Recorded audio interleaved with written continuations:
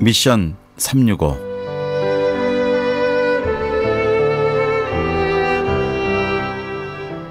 아기 예수가 탄생하신 곳이 베들레헴 마을입니다.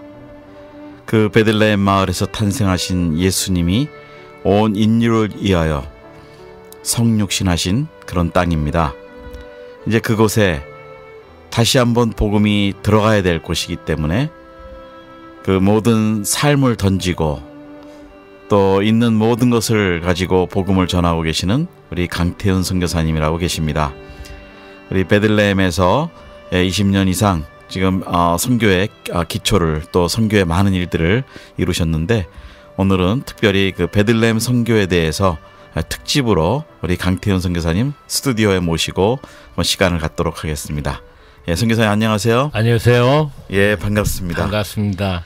네. 선교사님 이번에 우리 LA를 방문하셨는데 어떤 일로 방문하시게 됐죠? 저희 큰아이가요 이번에 대학을 졸업해서 졸업식에 참석하려고 왔습니다. 예. 아유 너무 기쁘시겠네요. 하나님의 은혜고 네. 그저 감사한 것밖에 없습니다. 예, 우리 선교사님 자녀들이 공부하는 게 참 쉽지가 않은데 어떻게 그 어려운 관문을 잘 통과했네요. 기적 같은 일이에요. 네. 아시겠지만 이 미국에서 대학을 졸업한다는 것이 네. 일단 경제적으로 네. 가장 큰 문제인데 그 우리 큰아이 이번에 랄리에 있는 그 노스캐롤라이나 스테이트 유니버시티를 졸업했거든요. 네. 그 학교에 계시는 한국 그 교수님께서 많이 도와주셨고 또 우리 아이를 위해서 미국 그 목사님께서 네. 많이 힘을 써주셨습니다. 네. 이번에 제가 만나서 제가 감사하다고 말씀을 드렸는데 그런 경제적인 문제도 하나님께서 도와주셔서 물론 우리 큰아이가 아르바이트하고 많은 애를 썼지만 네. 그 많은 옆에서 기도해 주시고 도와주셨고 또 하나 더 어려웠던 것은 2년 전에 그 아이가 아르바이트 끝나고 네. 집에 돌아가다가 조그만 그 오토바이를 타고 집에 가다가 그 빠른 속도로 뒤에서 온 뺑소니 차가 그 우리 아이를 치는 바람에 네. 공중으로 올라갔다가 떨어졌습니다. 네. 참 많은 사람들이 또 기적 같은 은혜라고 네. 물론 이제 손에 상처도 나고 하게 됐지만 그 큰 사고 속에서도 하나님께서 생명을 지켜주시고 네. 그리고도 또 이렇게 4년 만에 네. 뭐 들어보니까 미국에서 그 4년 만에 대학 졸업하는 학생들이 약 30% 정도밖에 네. 안 된다고. 예, 보통 5년, 6년 가죠. 예. 네, 네. 네. 난 그 경제적인 어려움 속에서도 그리고 또 교통사고로 생명의 그 어려운 상황 속에서도 네. 이 은혜로 4년 만에 바로 졸업을 하게 돼서 감사하고 저희들에게 큰아이를 통해서 하나님께서 위로와 또 네. 이렇게 사역자로서 살아갈 수 있는 힘을 주시는 거 아닌가라고 네. 생각을 하고 이 자리를 빌어서 우리 큰아이를 위해서 기도해 주시고 많이 도와주셨던 많은 분들에게 그저 감사의 말씀을 인사를 드리고 싶습니다. 그러시군요. 특별히 뭐 재정적으로도 정말 불가능한 예. 건데 믿음으로 도전을 해서 또 걔가 공부를 했고 예. 또 생명의 그 큰 위협 속에서도 또 하나님이 기적적으로 살려주셨고 참 그 간증이 많네요. 네. 이번에 와서 네. 식구들끼리 같이 있으니까 얼마나 감사한지. 네, 그렇군요. 그죠. 근데 걔가 네. 또 여기 오기 전에는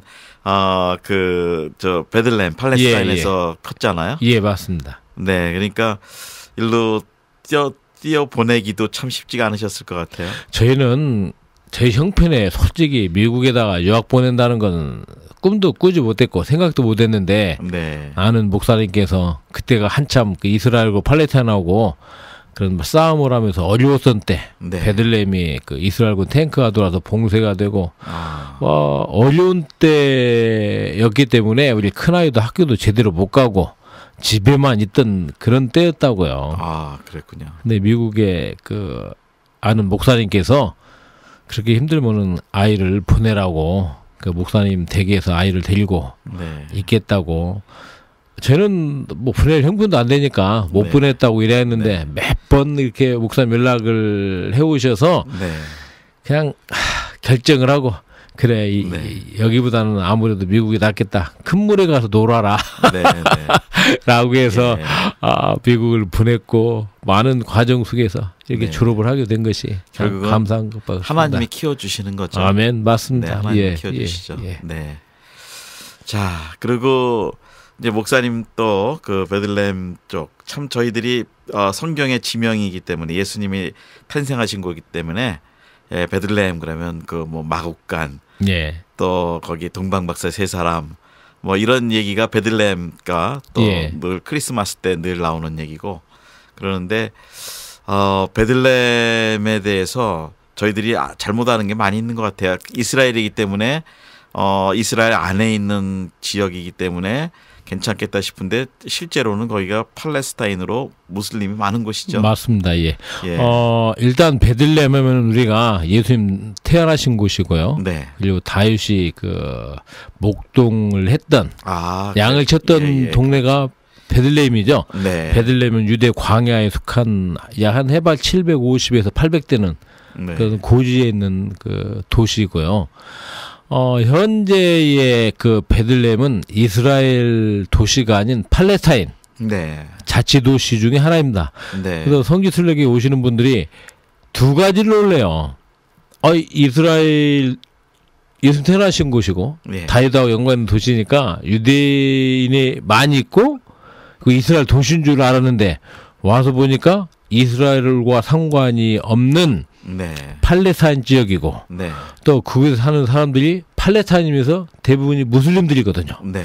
그러니까 처음에 제가 팔레스타인 베들레헴 선교사로 갔다 오겠을 때 많은 분들이 의아해했어요. 네. 예수님 태어나신 곳에 왜 한국 선교사가 가서 선교를 해야 되느냐고. 네.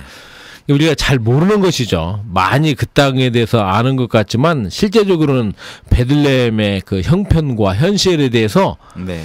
많이 오해들과 잘못 알고 있는 부분들이 참으로 많습니다. 네. 베들레헴은 팔레스타인 도시고 대부분의 주민들이 무슬림들이라는 걸 좀 아시면 좋겠습니다. 네. 또 팔레스타인 그러면 저희가 항상 피상적으로 좀 안다면 예. 이스라엘하고 맨날 전쟁하고 싸우고 뭐 테러 뭐 많이 일어나고 예.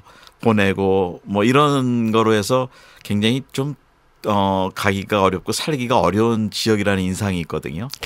먼저 지금 베들레헴에 성지 순례기 얼마나 많은지요. 네. 와보신 분들은 아시겠지만 예수님 탄생 기념교회를 방문해서 예수님 탄생한 자리 별자리를 보려면요 보통 1시간 이상 길면 2시간 줄을 길게 서서 기다려야 되는 형국이고요. 네. 최근에 몇 년 사이에 베들레헴 호텔이 10개 이상이 생겼습니다. 네. 호텔 앞마다 관광버스로.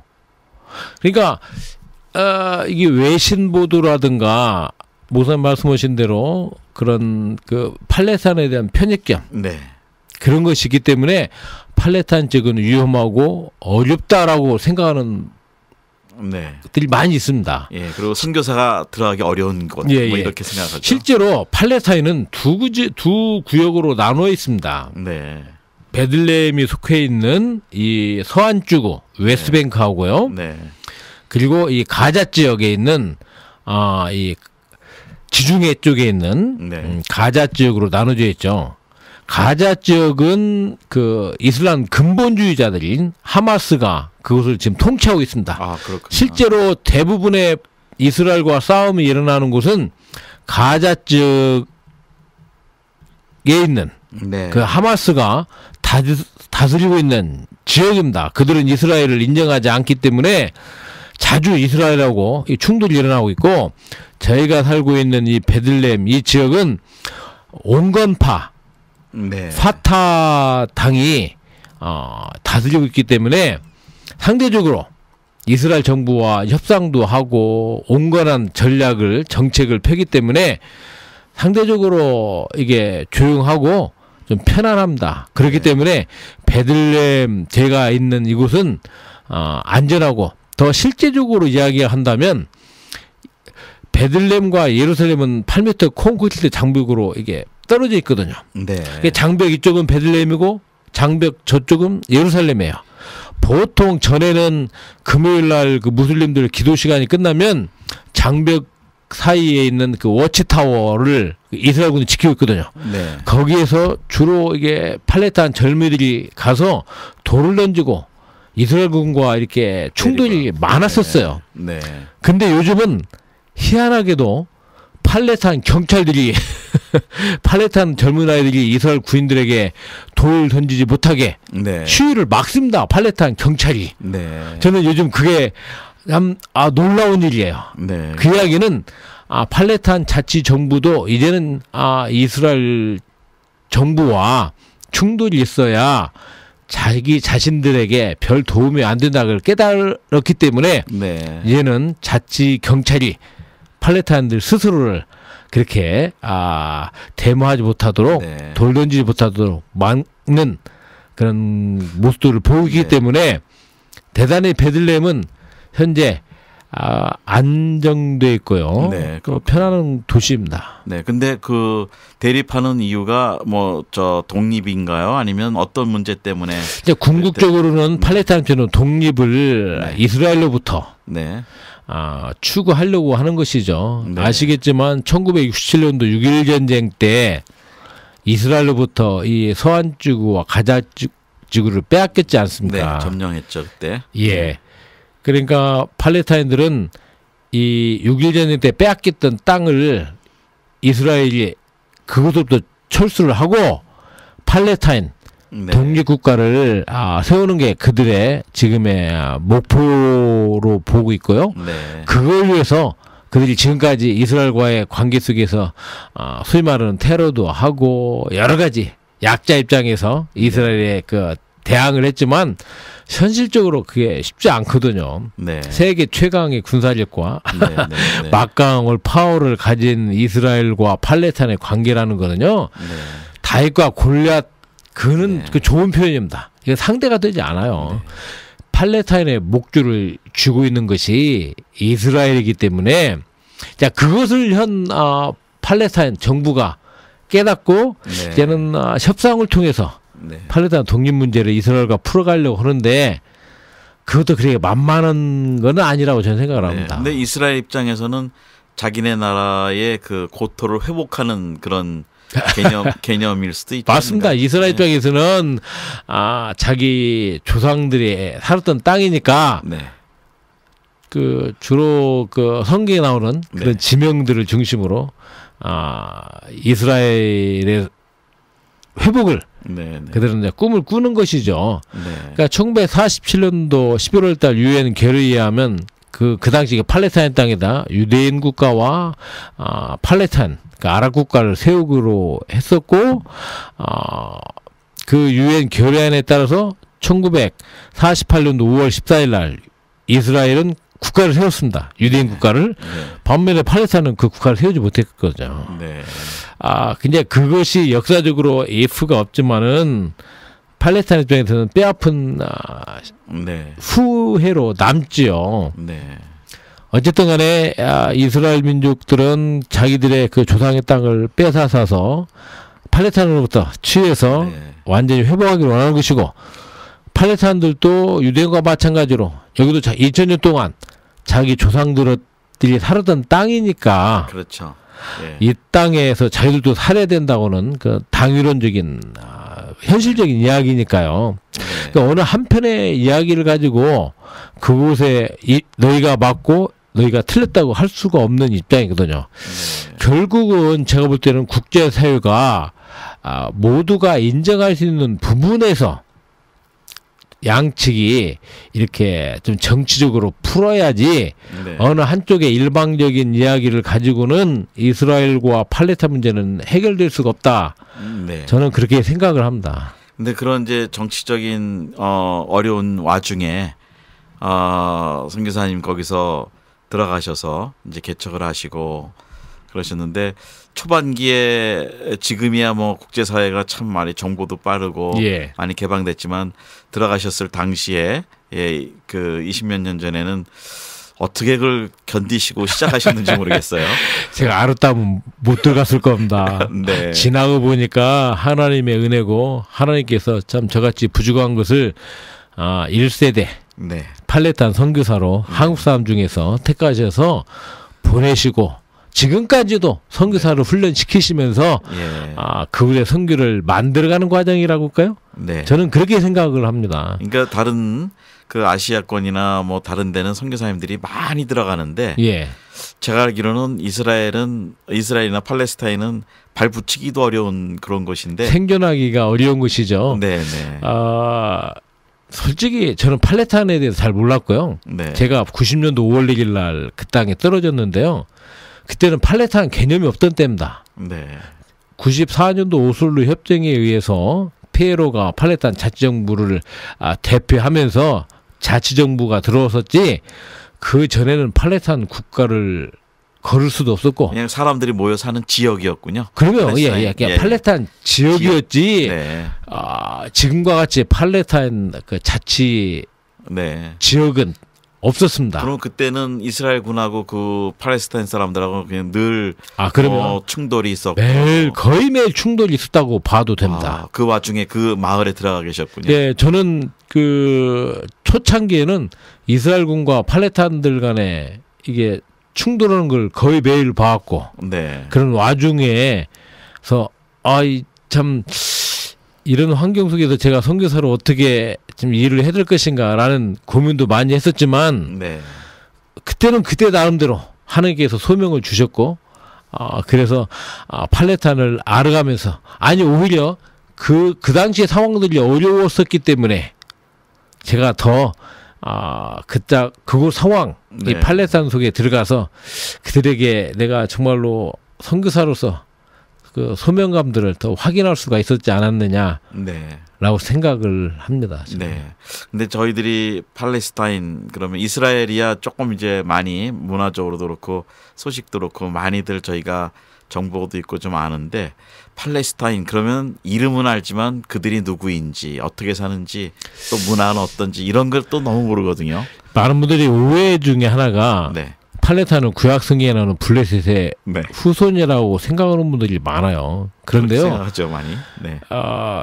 남유다가 BC 586년에 바벨론으로부터 멸망할 당시에 그 블레셋 족속도 같이 멸망해서 이 블레셋 족속은 역사 속에서 사라져 버렸습니다. 그랬군요. 바벨론에게 멸망을 당한 족속이었군요.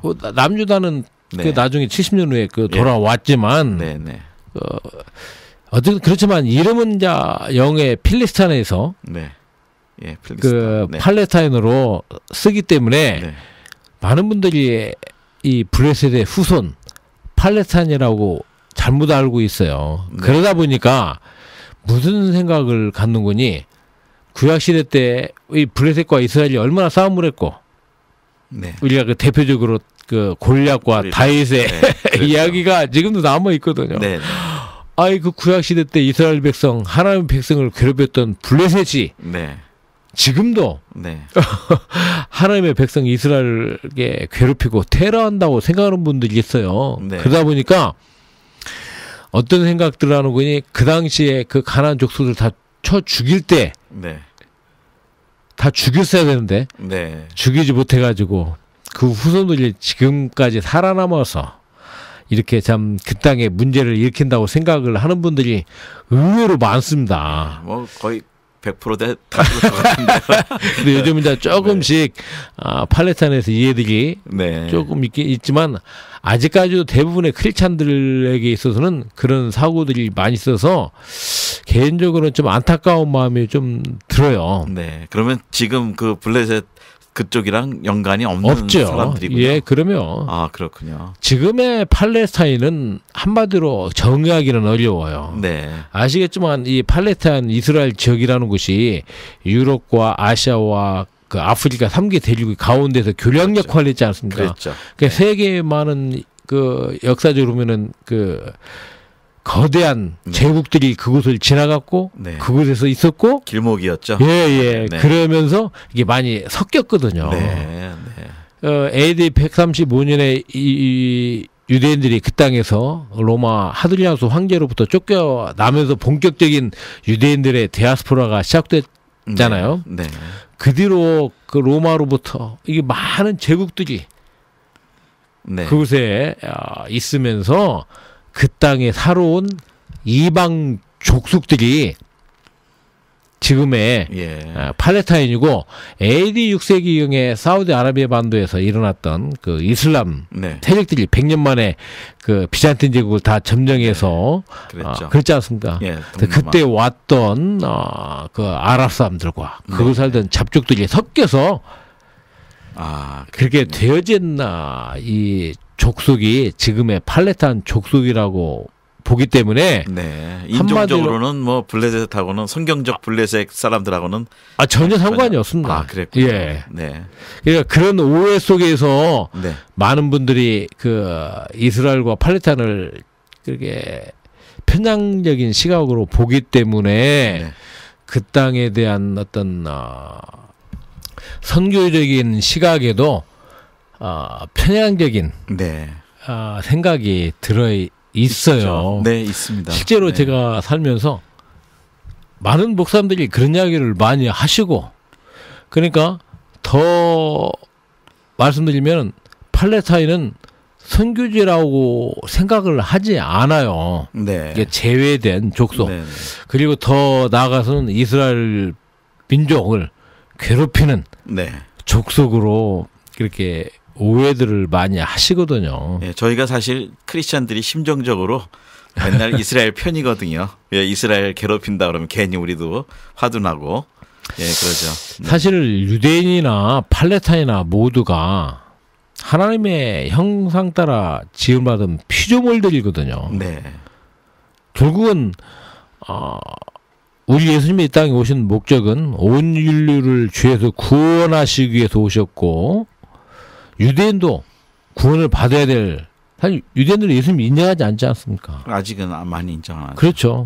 그러니까 그들도 하나님의 백성이라는 개념보다는 구원받아야 될 대상이죠. 대상이라고 저는 생각을 하고 있고, 마찬가지로 팔레스타인도 복음으로 다시 그 변화돼야 될 귀한 족속이라고 저는 생각을 합니다.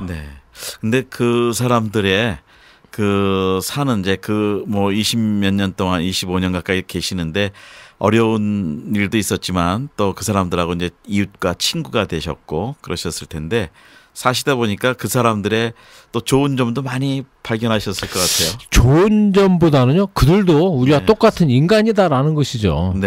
유대인도 인간이고, 팔레스타인도 인간이고, 우리 한국 사람도 인간이고, 똑같은 인간이라는 차원에서 그들을 볼 수 있게 된 것이, 저도 팔레스타인을 잘 몰랐었으니까요. 살아가면서 그들의 아픔과 그들의 필요가 무엇인지, 그리고 한국교회가 그들을 향해서 무엇을 어떻게 해야 될 것인가를 살아가면서 보게 된 것이죠. 특별히 제가 91년도에 걸프 전쟁과 2003년도에 이라크 전쟁 두 번의 전쟁 속에서 있었기 때문에 그 전쟁의 공포 속에서 그들의 그 마음들과 심정을 이해할 수가 있었고, 또 1차, 2차 인티파다라고 해서 이 팔레스타인들이 이스라엘로부터 그 독립 시위를 인티파다라고 그래요. 1차 인티파다는 87년도부터 93년 4년까지 계속되었었고요. 2차 인티파다는 2000년도에서 2003년도까지. 그러니까 두 번의 전쟁과 두 번의 인티파다라는 그 분쟁의 소용돌이 속에서 살다 보면서 정말 리얼하게 팔레스타인들의 그 입장을 제가 그 속에 들어가서 살면서 저도 그런 와중 속에서 어려움을 겪었었기 때문에 그들을 좀 더 심층적으로 이해할 수 있게 되었고, 그런 이해 속에서 과연 내가 사역자로서 그들에게 어떻게 다가가고 그들을 위해서 내가 무엇을 해야 될 것인가를 좀 깊이 고민하고 생각하게 된 계기가 되었다고 저는 생각을 합니다.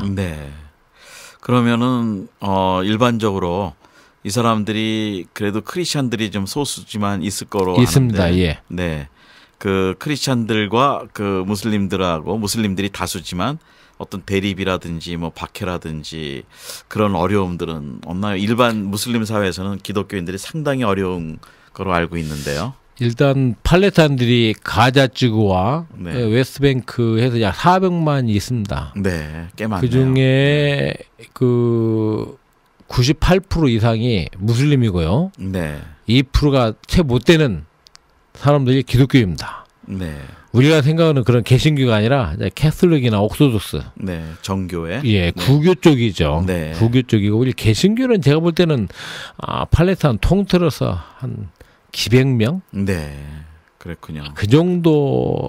그 베들레헴은 그나마 다른 도시에 비해서 기독교인 수가 그도 한 15% 정도 네.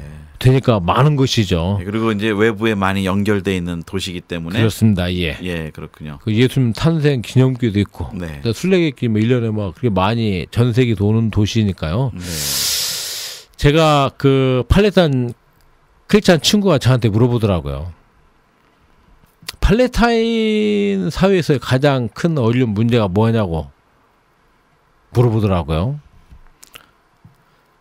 대부분의 팔레타인들이 지금 힘들어하는 것 중에 하나가 이스라엘의 점령이고 이스라엘 관계 속에서의 어려운 부분들 이야기를 해요. 실제로 그게 어려운 부분들이긴 해요.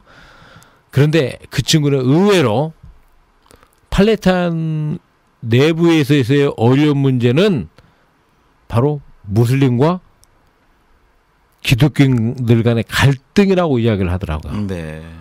근데 갈등이 상대가 안 될 것 같은데 그래도 그게 문제가 되는군요. 그러니까 워낙 크리스찬이 소수기 때문에. 예, 맞습니다. 그렇기 예, 때문에 네. 크리스찬들 입장에서는 이스라엘과의 관계보다는 같은 동족인 예. 이 무슬림들과의 관계 속에서 더 어려움을 겪는다는 것이죠. 네. 실제적으로 삶 속에서 평상시에는 그냥 같이 팔레타인으로 살아가요. 네. 그러다가 무슨 종교적인 문제라든가 정치적인 문제가 대두가 됐을 경우에 팔레타인 크리스찬들은 그래도 좀 이스라엘적인 사고를 좀 가져요. 네. 단적으로 무슨 말씀인거니 이 이스라엘과의 관계 속에서 이런 수많은 투쟁을 할 때 팔레타인 크리스찬들은 이렇게 뒤로 온건하게 빠지는 편이거든요. 네. 그렇군요. 그런데 이 무슬림들은 정말로 이게 소위 말하는 과격하게 나가지 않습니까? 네. 그러니까 무슬림들 입장에서는 너희도 같은 팔레타인인데 이스라엘과 우리가 싸움할 때 너희들은 뭐 하냐는 거예요. 네. 그러다 보니까 그런 갈등들이 실제적으로 있어요. 네. 그리고 앞으로 팔레타인 독립했을 경우에 이 팔레타인 내의 무슬림과 기독교인들 간의 그런 관계도 지금보다는 더 어려워질 거라고 보는 시선들이 더 많습니다. 네, 오히려 독립을 하면요. 그렇죠. 예. 그렇군요. 왜 그러니 독립국가 됐을 경우에 예, 외부 간섭 없이 이제 자체적으로 하니까. 그러다 보면은 그 네. 절대 다수가 무슬림들이기 때문에 네, 네. 소수인 기독교인들이 불이익을 당할 수도 예. 있다고 그들은 네. 판단을 하고 있습니다. 그러니까 그래도 좀 뭐 그 말씀하신 대로 그 지금 계시는 가자 지역이 그래도 온건한 무슬림들이 베들레헴입니다. 베들레헴이 예, 온건한 사람들이 예, 예. 이제 대부분인다고 해도 종교로 들어갈 때는 그들도 과격해지는군요. 그러면 그건 아시겠지만 이슬람교로는 그 타입이 없지 않습니까? 그렇죠. 네, 네, 예, 그 배타적인 종교이기 때문에요. 네, 자, 그렇기 때문에 지금 우리가 팔레타인 순교를 위해서 뭔가 기반을 조성을 해 놓아야 되지 않겠느냐. 네. 그렇게 해야 될 때라고 저는 생각을 하고 네. 있습니다.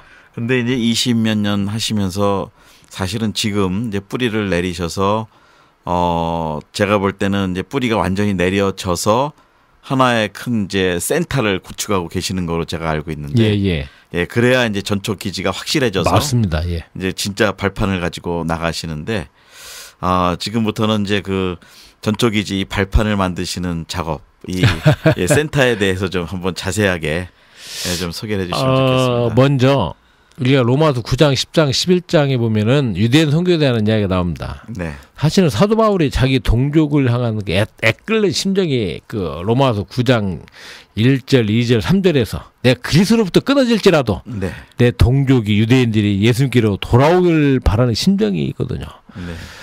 그만큼 그 사도 바울도 이방인 선교사였지만 자기 동족들이 예수님을 메시아로 인정하지 않고 돌아오지 않는 것에 대한 안타까움이 있거든요. 네.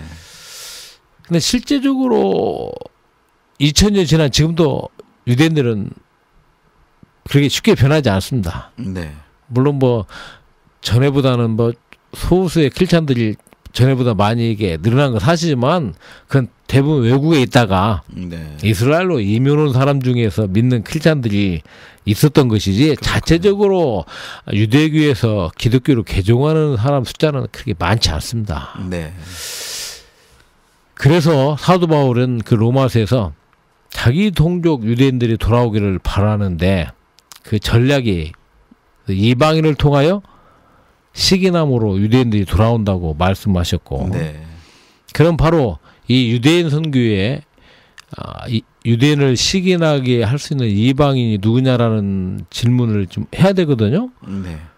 바로 저는 그 땅에 사는 팔레타인이라고 이야기를 하고 제가 살면서 그걸 깨달았어요. 네.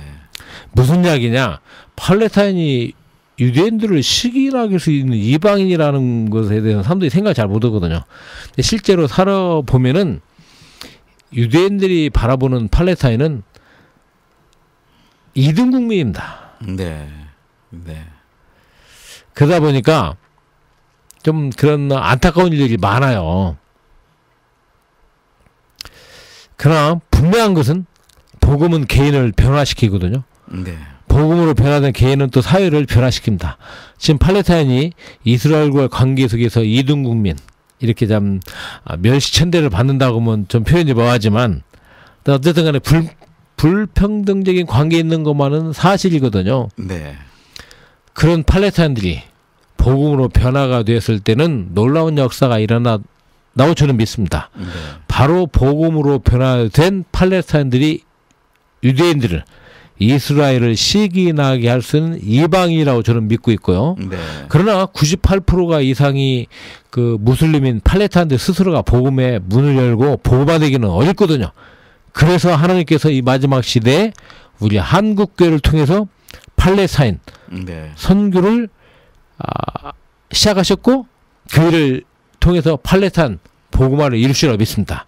네. 다시 말씀드린다면 마지막 선교주로서 이스라엘 그리고 그 이스라엘을 시기나게 할 수 있는 팔레타인 그리고 팔레타인을 복음화시킬 수 있는 한국교회 다 연결된 거죠. 그렇죠. 한국교회 팔레타인에서 이스라엘 이건 세 개로 다 연결된 고리라고 저는 믿습니다. 네. 그렇기 때문에 바로 이 팔레타인 선교는 마지막 유대인 선교를 위한 대단히 중요한 전초 기지라고 생각을 하고 있고 그렇지만은 서두에도 말씀을 드렸지만 이 팔레타인 선교에 대한 한국교회가 관심도 없고 팔레타인이 선교지라고 생각하는 경우들이 없거든요. 별로요. 네. 네. 그래서 제가 살면서 과연 저 같은 것을 하나님께서 팔레타인 선교사로 왜 만드셨는가 라는 걸 처음에는 몰랐어요. 네. 살아가면서 그런 여러 가지 일들을 겪으면서 팔레타인의 입장도 이해하면서 또 유대인들의 입장도 내가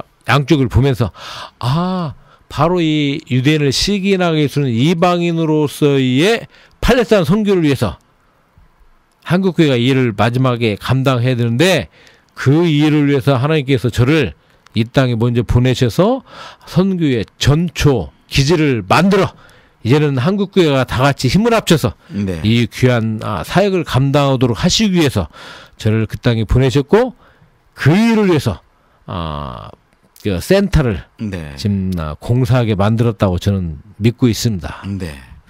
그 외진 곳에서 이렇게 정말 유대인을 시기나게 하는 하나님의 전략으로 예. 이제 우리 선교사의 말씀으로 빈다면 거기서 그 전초기지 센터가 지금 이제 건물로 세워지고 있는데 그 건물이 가지게 되는 어떤 영향력이라든지 실제적인 그 사람들의 연결이라든지 커뮤니티 안에서의 어떤 역할 같은 게 분명히 있을 거라고 지금 믿는데 베들레헴에 저희 그 선교센터가 세워지는 것에 대해서 네. 많은 사람들이 그 지역 사람들이 관심과 함께 언제 그 오픈을 하느냐고 네. 기대들을 하고 있습니다. 네. 첫째로는 그 저희가 지금 센터가 세워주는 곳이 성경 룻기에 나오는 보아스의 뜰입니다. 네. 아시겠지만 이방 여인 룻과 보아스가 결혼을 해서 바로 다윗의 자손이 시작되지 않았습니까? 그렇죠. 네. 하나님께서 베들레헴에 하필이면 그 보아스의 뜰에 이제 센터를 지을 수 있도록 하신가? 아, 그 성경적인 이름 지명 위에 딱 세워지는군요. 맞습니다. 450평의 땅을 샀거든요. 네. 정식으로 팔레스타인 자치정부에 등록된 한국교회 땅입니다. 아, 그렇군요. 성경의 땅 중에 네. 450평은 한국교회 거라는 사실을 아시면은 우리가 예. 그 부분에 대해서 참 감사하고 자부심도 가질 일이라 저는 생각합니다. 예, 보아스의 뜰 위에 세워지는. 예. 네. 그런데 바로 이 보아스의 뜰에서 시작된 그 다윗의 자손의 예수 그리스도가 태어나셨거든요. 네. 저는 처음에 나중에 저희 센터 한번 와보십시오. 정말로 베들레헴에서 가장 좋은 지역이고 네. 보아스가 부자였었으니까요. 네. 땅이 좋습니다 하고 네. 한적하고 좋아요. 네. 5,000년 전에 그렇죠? 네. 그곳에서 다윗의 자손이 시작됐던 네. 역사적인 땅이거든요. 바로 5,000년이 지난 지금 다시 하나님께서 그 보아스의 뜰에 한국교회를 통하여 복음의 놀라운 역사를 시작하기 위해서 예. 아멘. 한국교회를 들어 사용하신다고는 이방교회, 이방여인 룻을 통해서 예수 그리스도의 족보를 시작하신 그 하나님께서 이제 5,000년이 지난 지금 이방교회, 우리 한국교회를 통하여 새로운 복음의 역사를 시작하신다는 그런 놀라운 뜻이 있다는 걸 저는 깨닫고 정말 가슴 벅참으로 네. 이거는 우리가 하는 것이 아니라 하나님께서 시작하셨고 하나님의 일이란 걸 저는 확실히 깨닫고 있습니다. 네, 그렇군요.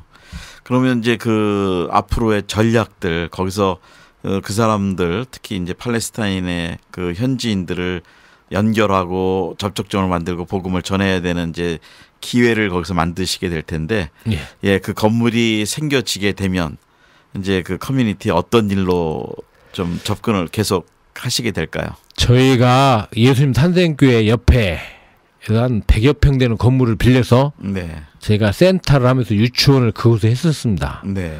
그래서 저희 지금까지 유치원 졸업생들이 한 수백 명이 돼요. 네. 그 중에는 대학을 졸업한 아이도 있고 시집장가 간 아이도 있고. 네. 그렇습니다. 그럼 실례지만 그 아이들이 말씀 중에 죄송한데 유치원을 다니면서 최소한 기독교적인 기독교요. 교육을 받았겠군요. 저는 기독교육을 시킨다고 무슬림 부모들에게 분명히 이야기를 했고, 네. 처음에는 이제 반대도 있었고 그랬었죠. 네. 하지만 시간이 지나면서 진정성이 네. 서로 간에 이게 용납이 통하니까 네. 저희 유치원을 보내는 걸 굉장히 좋아했고, 네. 제가 유치원을 통해서 느꼈던 것들이 그런 거예요. 지금은 이제 센터 공사를 하면서 잠정적 유치원을 지금 중단한 지가 한 2년 됐습니다. 네. 이 나이 드신 이 무슬림들은 어른들은 쉽지 않습니다. 솔직히. 네. 그러나 이 어린 아이들에게는 가능성이 있는 것이, 그렇다고 해서 그들이 무슬림에서 기독교로 개종하는 건 아니에요. 네. 제가 볼 때는 무슬림 선교의 첫 번째 단계는 무슬림들이 기독교에 대한 그 잘못된 생각, 부정적인 인식을 바꾸는 것이 저는 첫 번째 해야 될 일이라고 저는 생각합니다. 네. 아시겠지만 시작은 전쟁을 통해서 이 무슬림들이 기독교에 가지는 그 반감들, 네. 또 19세기에 들어서 그런 서구 식민지 네. 그 관계 속에서 그들이 서구 사회로부터 당했던, 네. 또 지금도 사실 그런 것들이 그들 중에는 은영 중에 많이 있습니다. 네. 그러다 보니까 서구 사회를 바라보는 시각은 기독교와 같은 관계 속에서 보기 때문에 기독교에 대한 어떤 반감들이 그들 속에는 지금도 많이 있습니다. 네. 그렇기 때문에 우리가 이슬람권 선교를 위해서는 첫 번째로 그들이 가지고 있는 기독교에 대한 잘못된 그 부정적인 인식을 바꾸는 일이 저는 첫 번째라고 생각합니다. 네. 그것이 바로 이 어른이 선교를 통해서 가능하다는 것이죠. 우리 기독교 시키는 것에 대해서 반대했던 부모들도 다 이제 아는 것이죠. 네. 진정성으로 이게 마음이 통하니까 네. 나중에는 뭐 기독교육을 하고 뭐 다 해도 그게 용납이 돼요. 네. 그러면서 부모들도 기독교에 대해서 마음을 문을 여는 네. 네. 실제로 저는 그 학부모들 가정 방문과 그 관계 속에서 그런 걸 저는 많이 느꼈거든요. 네.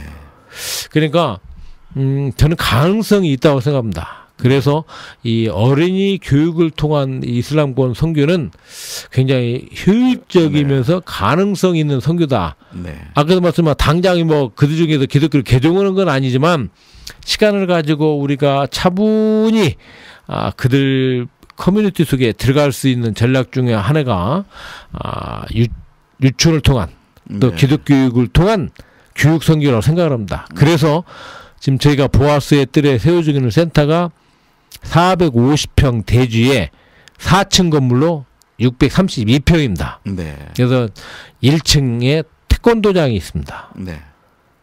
태권도를 또 좋아하는. 아유, 얼마나 네. 좋아하는지 몰라요. 애들이 네. 갈 데가 없거든요. 네. 그래서 태권도 그러니까 아이들이 좋아하니까 네.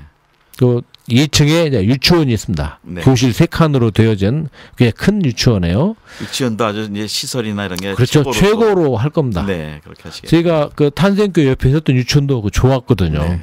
근데 이번에는 이 센터가 세워지 지금 공사 중이만 되면은 유치원 시설을 잘해서 베들레헴에서 가장 좋은 유치원, 기독교 유치원으로 해야 되겠다는 생각을 하고 있고요. 네. 그리고 한방 클리닉이 있습니다. 네. 그래서 한방이 그 사람들한테 통하나요? 아유, 좋아하나요? 얼마나 좋아하는지 모릅니다.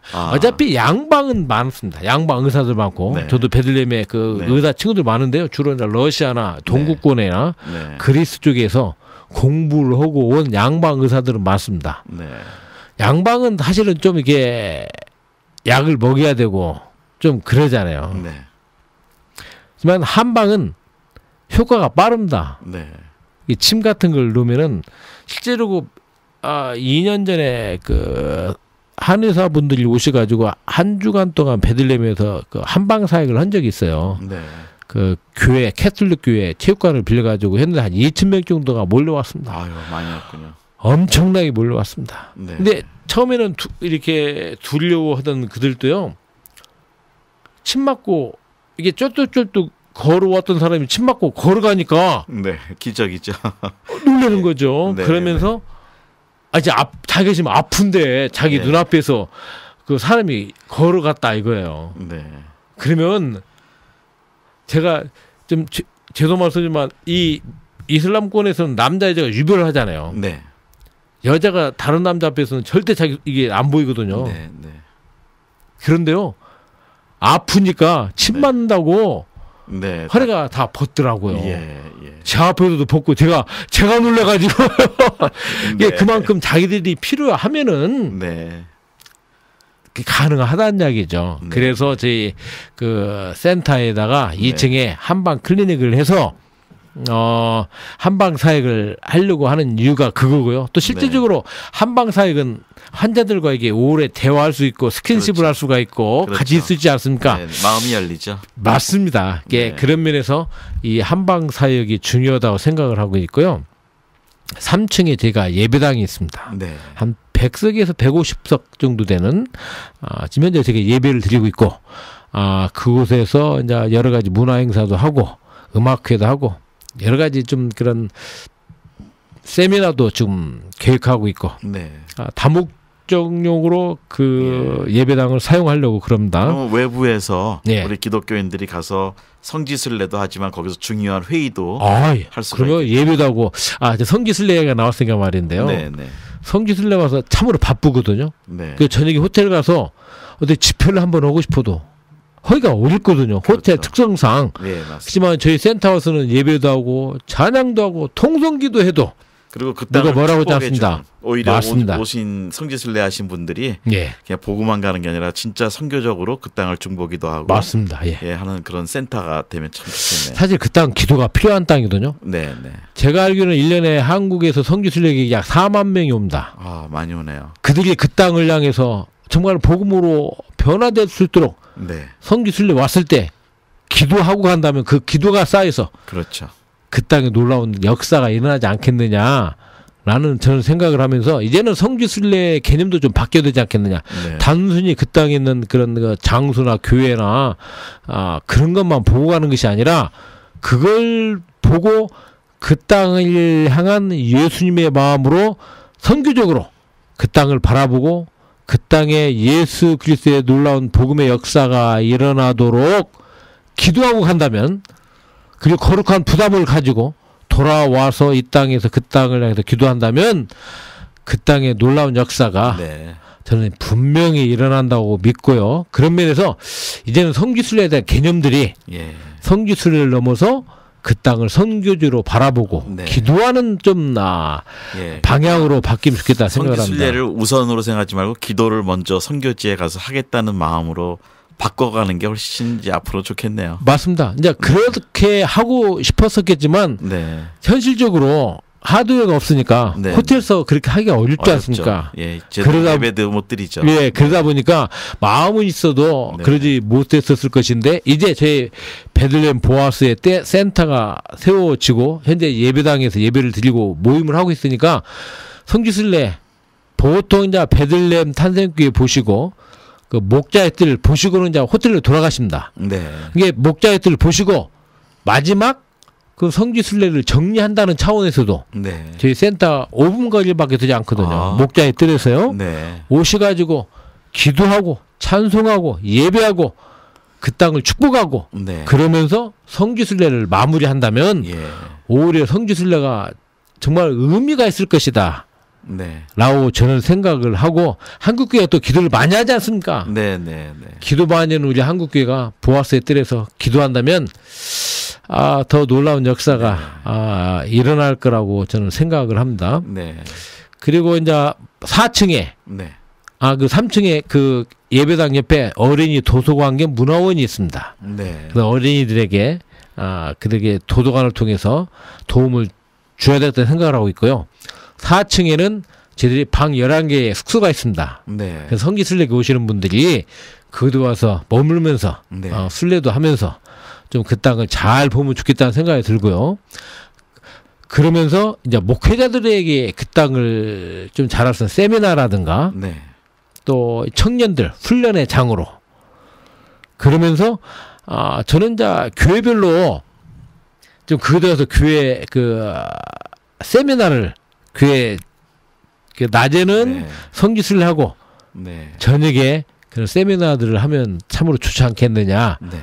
라는 생각을 좀 하고 있고요. 그리고 현장에 우리 청년들이나 이런 사람들이 좀 현장에서 팔레스타인 사람들의 풍습과 문화도 예, 맞습니다. 예, 좀 깊이 들어가 배울 수 있는 그런 예, 프로그램도 해주시면 좋을 것 현지인들과의 만남과 같습니다. 네. 그 팔레스타인들의 문화들을 배울 수 있고 네. 굉장히 좋은 그 접촉의 장소로 저희 센터가 활용이 될 수가 있습니다. 네. 일단 선교라는 것이 현장을 이해하고 그들의 그 멘탈리티를 이해해야만 가능한 그렇죠. 부분들이니까요. 네. 선교라는 것이 뭐 거창한 것이 아니거든요. 네. 그들을 이해하고 알아가는 그런 단계에서부터 선교가 시작돼야 되니까요. 그러면서 저희 센터에 와서 네. 이렇게 좀 배우려고 네.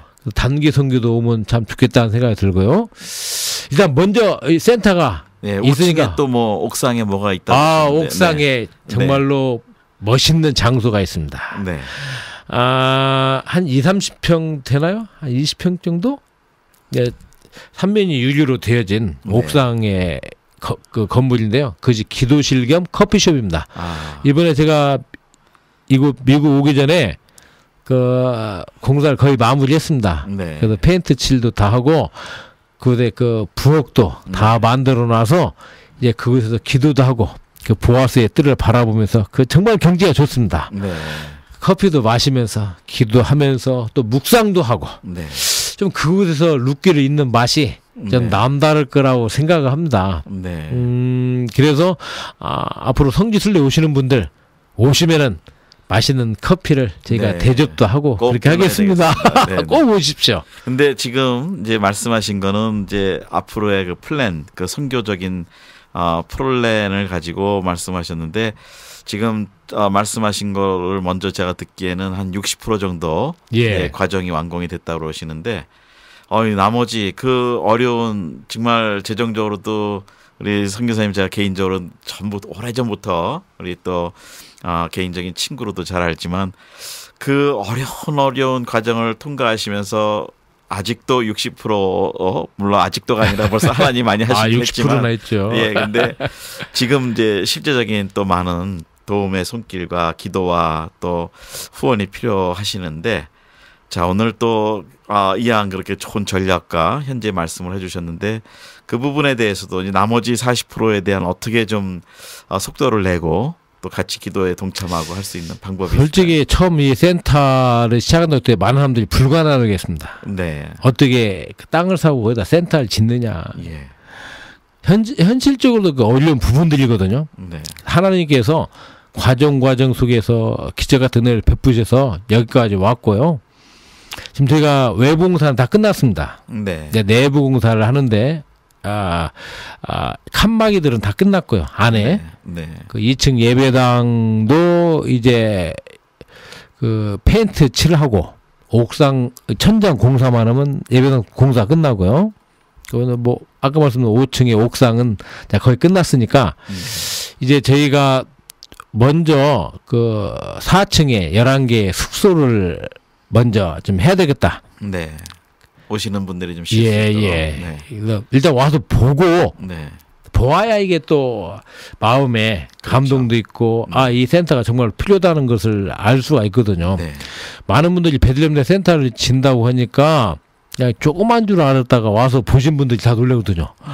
어떻게 이 베들레헴에 이런 센터를 짓느냐고. 저는 하나님의 은혜라고 습니다. 하나님이 네. 급하시니까 하나님께 하시는데 11개인데 한 번에 달래가 좀 힘들더라고요. 네. 제가 2000년도부터 시작해서 2010년도부터 시작해서 지금 4년째 공사하는데 네. 저도 인간적으로 힘들고 지치죠. 그러시죠. 이제는 좀 나눠가면서 해야 되겠다. 네. 돌아가면은 4층에 있는 그 숙소부터 해야 되는데 11개의 방이 있습니다. 네. 이게 한 방 하나 하는데 한 2만 불 정도 네. 들어갑니다. 그래서 교회가 하나씩 맡아서 그렇죠. 아니면 개인이 하나씩 맡아서 능력 되시는 분들이 네. 정한 몇 분이 좀 방을 하나씩 맡아서 11개의 교회 기념관을 하나씩 만들면 맞습니다. 좋겠네요. 그럼 거기다 저희들이 감사의 표도 네, 붙이고 네, 네. 기념하면 참 좋겠다라는 생각을 하고 있거든요. 네. 일단 11개를 하고 방 하나에 2만 불 정도. 2만 불 네. 정도. 뭐 사실은 네. 부담스러운 금액일 수도 있지만 예, 또 이게 부담스럽지 않은 금액일 수도 있거든요. 재정적으로 축복 많이 받으신 분들은 그거 뭐 별로 큰 문제 아니에요. 베들레헴 보았을 때 기념으로 네. 하나씩 하셔도 좋죠. 참나 예. 굉장히 좋은 주님이 제일 기뻐하실 기념관이 될 것 같습니다. 그렇게 네. 해서 숙소를 하고 그 다음에 이제 그 3층에 그 어린이 도서관, 그 다음에 네. 2층에 한방병원, 유치원, 1층에 태권도장 하나씩. 네, 네. 사실은 제가 그 유치원을 하는데도 한 10만 불 정도 지금 네. 계획을 하고 있어요. 크고 네. 하니까요. 그래서 시설이라 다 들어가야 되니까 네. 좀 그런 것들을 하나씩 네. 좀 나누어서 좀 힘을 모아서 이 센터를 네. 지면 좋겠다. 그리고 더 중요한 것은 이 센터는 물론 돈으로 지으지만 네. 돈보다도 중요한 건 기도라고 저는 생각합니다. 예. 기도로 이 과부의 두렵돈 같은 많은 성도들의 정말 기도와 눈물로 지금까지 센터가 세워졌거든요. 앞으로도 그렇게 센터가 네. 세워져야 된다고 생각을 하고 있고요. 네, 네. 먼저 기도해 주시고 하나님의 마음이 주신다면 네. 베들레헴 보아스에 떨어지는 센터에 네. 여러분들 교회와 개인적으로 네.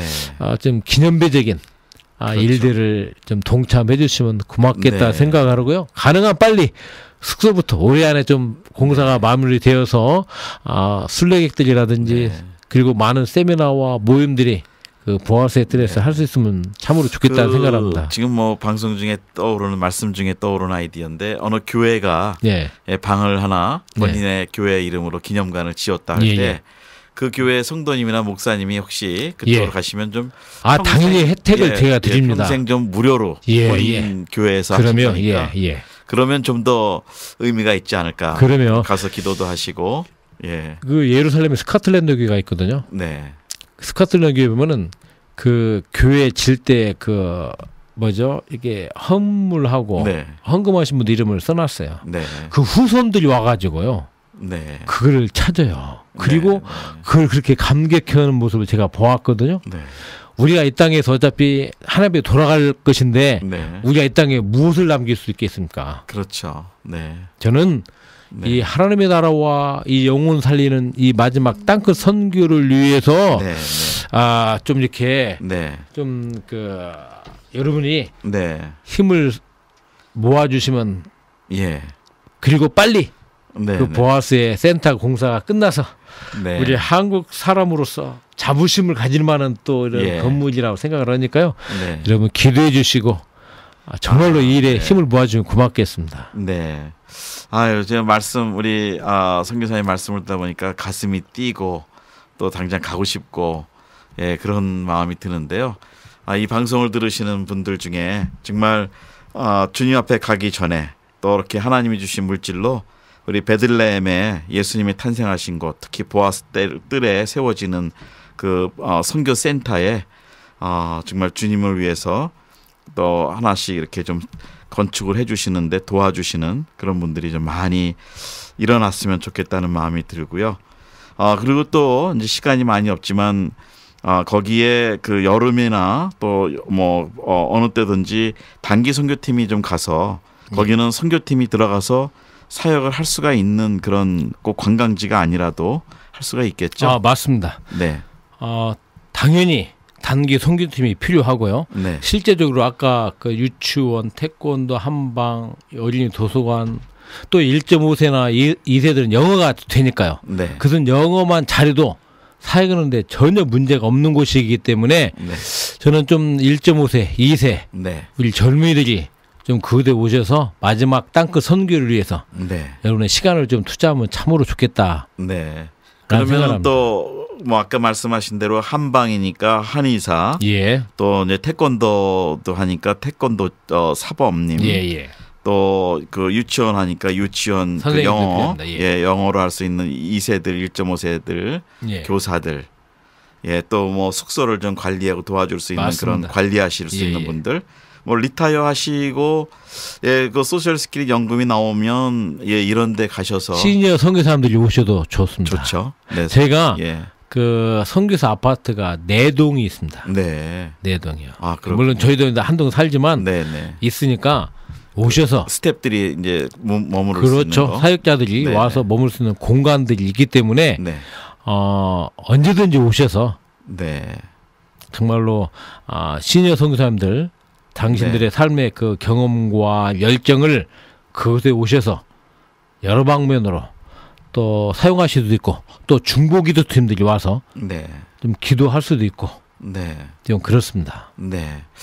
자, 이 말씀을 듣다 보니까 이 팔레스타인이 그렇게 무서운 땅이 아니라는 거, 그 다음에 거기에 유대인과 팔레스타인들 간에 복음을 전할 수 있는 그 교두보 역할을 오히려 팔레스타인 사람들이 할 수 있다는 또 그런 전략도 말씀하셨고, 예, 그랬습니다. 그러나 지금 정말 어려운 과정의 모든 거를 이렇게 강 선교사님께서 오늘 강태현 선교사님께서 말씀을 하셨는데 그 어려운 과정을 다 뭐 일일이 설명을 하지는 않으셨습니다만 저희들이 뭐 불보듯이 뻔합니다. 얼마나 어렵고 힘드셨는지. 또 하나님께서 도우셔서 여기까지 네. 왔습니다.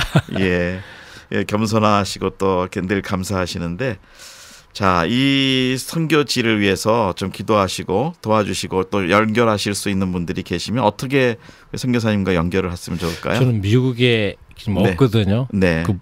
우리 목사님께 직접 연락을 해주시면 그게 오히려 좋을 것 같다는 생각합니다. 제가 여기서 어떤 연구지도 없고 하기 때문에 목사님을 알겠습니다. 저희가 또 같이 사역하시는 입장이니까 그 선 미니스트리로 보내주시고 메모에 우리 팔레스타인 그 베들레헴 선교라고 좀 적어주시면 저희가 100% 그대로 다 선교비 전달해 드릴 겁니다.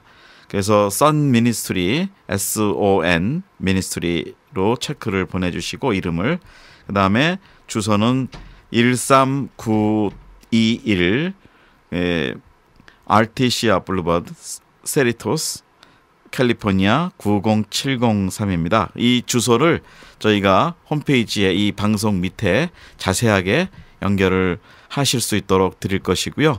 또 우리 강태훈 선교사님 그 이메일 연락처도 함께 거기다 싣겠습니다. 여러분 이 방송을 들으시고 주위에 아시는 분들한테도 많이 좀 들으시도록 권고해 주시고 공유해 주셔서 우리 한국교회가 우리 이슬람 땅에 세워진 그 베들레헴의 그 선교센터에 큰 몫을 감당하고 또 이스라엘을 복음화시키고 팔레스타인을 복음화시키는 큰 하나님의 전략들이 일어났으면 좋겠습니다. 이 일을 위해서 25년째 지금 베들레헴에서 그 여러 가지 전쟁과 그 모든 과정을 다 통과하시면서도 결코 그 땅을 포기하지 않고 오늘까지 함께 하시는 우리 강태훈 베들레헴 선교사, 팔레스타인 땅에 있는 우리 강태훈 선교사님 위해서 계속 여러분 관심 가지시고 기도해 주시고 또 이 선교센터에 동참해 주시면 감사하겠습니다. 오늘 끝으로 우리 선교사님들, 우리 동료 선교사님들이 이제 방송을 들으시고 또 성도님들이 들으시는데 격려의 말씀, 또 같은 동료로서 한번 격려의 말씀 좀 해주시죠. 선교사님들, 선교 현장에도 힘드실 때 제 베들레헴 센터로 오십시오. 선교사님도 오셔서 쉬시기도 하시고 같이 이야기도 하고 마음을 나눴으면 좋겠습니다. 그래서 저희 센터가 우리 귀한 동역자님들에게 힘이 되는 그런 공간이 좀 되기를 바라고요. 저도 부족하지만 귀한 동역자님들을 섬길 수 있도록 그렇게 노력하도록 하겠습니다. 같이 마음을 모아주시고요. 이거는 어느 한 개인 선교사의 것도 아니고 먼저는 하나님의 나라를 위한 것이고 또 한국교회가 우리 사역자들이 같이 공유하는 그런 공간으로 센터로 거듭나기를 바라고 있습니다.